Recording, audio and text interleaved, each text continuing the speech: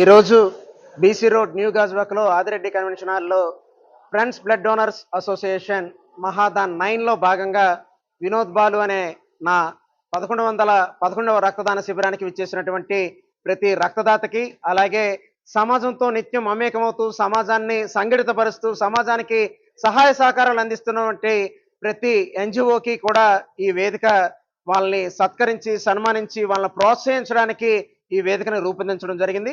అందులో భాగంగా ఇక్కడికి విచ్చేసినటువంటి అన్ని ఎన్జిఓస్కి, అలాగే అన్ని రాజకీయ పార్టీ నాయకులకి, అలాగే అన్ని మీడియా ఛానల్స్ వారికి, మీడియా మిత్రులకి కూడా ఈ సందర్భంగా నా హృదయపూర్వక కృతజ్ఞతలు తెలియజేసుకుంటున్నాను.